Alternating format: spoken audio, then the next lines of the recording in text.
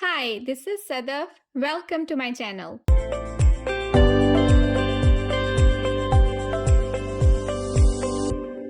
The coolest thing about Photoshop is that there is more than one way of doing pretty much everything. So in this video, I'm going to show you different ways of creating or opening a file or an image in Photoshop. Let's begin. After installing the latest version of Photoshop CC in your Windows or Mac, when you launch it, this home screen appears. The first thing that you will do to start working in Photoshop is either open a file or create a file. Let's go over how to do both. If you want to open an existing image, you can do so by clicking this Open button. And if you want to create a new image from scratch, then you can use the New button on the screen.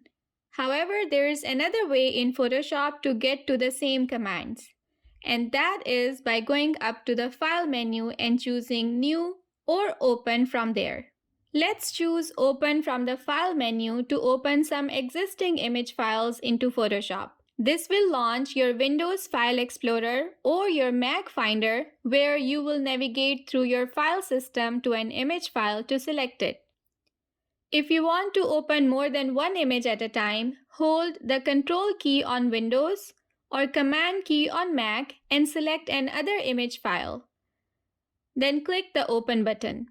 Both selected images are now opened in Photoshop Editing Workspace.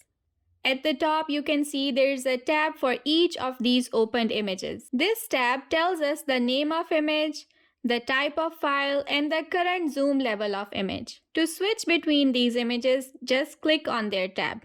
And that is how we open an existing image. Now let's go over how to create a new image from scratch.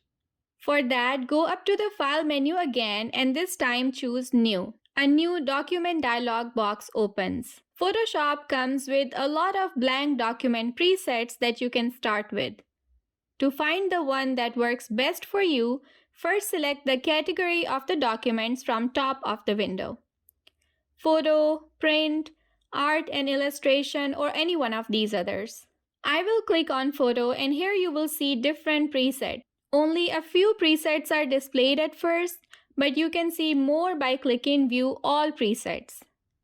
Photoshop allows you to create your own presets also. For example, if you are someone who designs posts regularly for different social media platforms like Facebook, Instagram, Pinterest, etc., each of these platforms have their own recommended dimensions.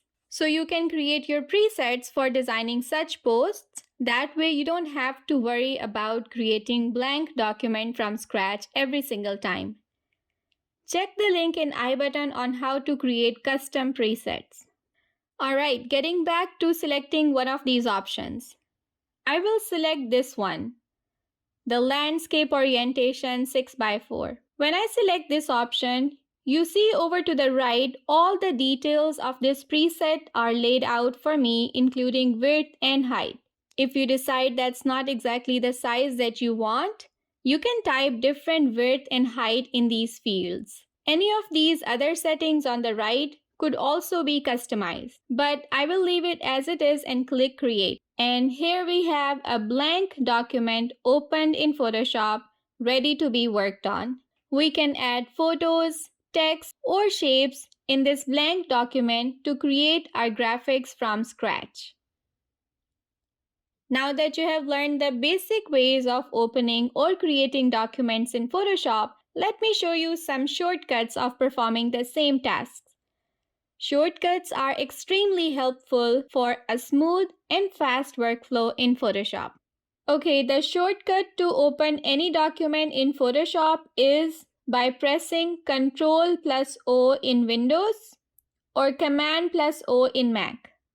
Similarly, to create a new document in Photoshop, just press Ctrl+N in Windows or Command+N in Mac.